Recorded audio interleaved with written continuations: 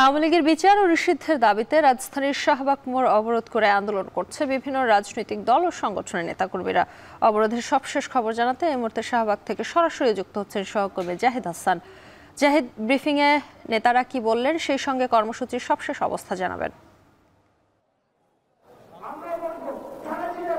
সম্পা টানা 23 ঘন্টা আওয়ামী লীগকে নিষিদ্ধের দাবিতে অবস্থান কর্মসূচি চলছে। যমুনার সামনে থেকে শুরু হওয়া কর্মসূচি এখন শাহবাগে অবস্থান করছে। কিছুক্ষণ আগে এনসিপির দুই শীর্ষ নেতা আক্তার হোসেন এবং হাসনাত আবদুল্লাহ তারা গণমাধ্যমের সঙ্গে কথা বলেছেন এবং তারা কর্মসূচি ঘোষণা করেছেন।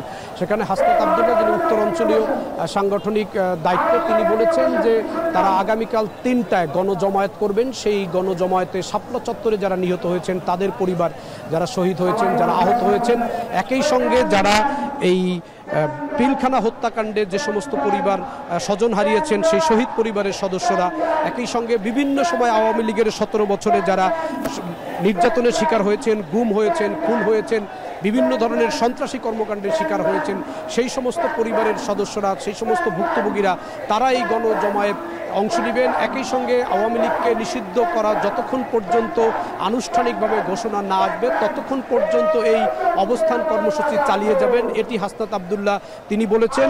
এবং যিনি এই সদস্য সচিব এনসিপির জাতীয় নাগরিক পার্টির আক্তার হোসেন, তিনি বলেছেন যে এই জুলাইয়ের যেই ঘোষণাপত্র সেই ঘোষণাপত্র অনতিবিলম্বে ঘোষণা করতে হবে এবং এই জুলাইয়ের ঘোষণাপত্র ঘোষণা দেওয়ার জন্য তারা সরকারের প্রতি আলটিমেটাম দিয়েছে। অন্তর্বর্তীকালীন সরকারকে তারা জানিয়ে দিয়েছে যে দ্রুত সময়ের মধ্যে অনতিবিলম্বে এই জুলাইয়ের ঘোষণাপত্র দিতে হবে। একই সঙ্গে তাদের মূল দাবি হচ্ছে যে এখানে যারা জড়ো হয়েছেন বিভিন্ন রাজনৈতিক দলের নেতাকর্মী সহ শিক্ষার্থী, বিভিন্ন শিক্ষা প্রতিষ্ঠান থেকে যারা এসেছেন, বিভিন্ন শ্রেণী পেশার যারা এসেছেন, তাদের যে দাবিটি সেটি হচ্ছে যে আওয়ামী লীগ সহ আওয়ামী লীগের যতগুলো সহযোগী সংগঠন রয়েছে প্রত্যেকটি সহযোগী সংগঠনকে নিষিদ্ধ ঘোষণা করতে হবে এবং তাদের রাজনৈতিকভাবে দলগতভাবে নিষিদ্ধ ঘোষণা করতে হবে এবং আওয়ামী লীগকে দলগতভাবে বিচার করার জন্য আন্তর্জাতিক অপরাধ ট্রাইব্যুনালের যে সংশোধিত যে অধ্যাদেশ রয়েছে 2025, সেইখানে আওয়ামী লীগকে দলগতভাবে নিষিদ্ধ করার ধারাটি সংযোজন করার জন্য দাবি জানানো হয়েছে। এই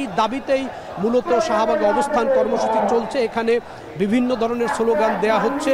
এখানে নানান শ্রেণী পেশার মানুষ, রাজনৈতিক দলের নেতাকর্মীরা, বিভিন্ন শিক্ষা প্রতিষ্ঠান থেকে আগত শিক্ষার্থীরা এবং বিভিন্ন রাজনৈতিক মতাদর্শের শিক্ষার্থীরা তারা এখানে এসেছেন। তাদের যে দাবি এবং হাসনাত আবদুল্লাহ এবং আক্তার হোসেন যেই কথাটি তারা বলেছেন কিছুক্ষণ আগে গণমাধ্যমের কাছে, তাদের দাবি একটি, সেটি হচ্ছে যে অল্প সময়ের মধ্যে, দ্রুত সময়ের মধ্যে আওয়ামী লীগকে রাজনৈতিকভাবে নিষিদ্ধ করতে হবে এবং আওয়ামী লীগকে দলগতভাবে বিচারের আওতায় আনতে হবে। এই দুটি দাবি হচ্ছে মূল দাবি এবং এই দাবি পূরণ না হওয়া পর্যন্ত এবং আওয়ামী লীগকে রাজনৈতিকভাবে নিষিদ্ধ ঘোষণা না আসা পর্যন্ত তারা এখানে অবস্থান করবেন এবং আগামীকাল তারা কর্মসূচি ঘোষণা করেছেন, যার মধ্যে একটি কর্মসূচি হচ্ছে যে রাজধানীতে জুলাই এবং আগস্টে যে আন্দোলন হয়েছে সেই আন্দোলনের যে সমস্ত পয়েন্টে বড় আন্দোলনগুলো হয়েছে, বড় জমায়েতগুলো হয়েছে, সেই সমস্ত জমায়েত আগামীকাল এই জমায়েত হবে এবং সেখানেও আন্দোলন হবে। এই তথ্যটি, এই কর্মসূচিটি হাসনাত আবদুল্লাহ তিনি গণমাধ্যমকে জানিয়েছেন।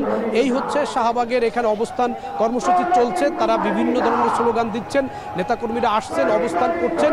সবকিছু মিলে শাহবাগে আওয়ামী লীগের নিষিদ্ধের দাবিতে অবস্থান কর্মসূচি চলছে। শম্পা, শাহবাগ থেকে যুক্ত ছিলেন সহকর্মী জাহিদ হাসান।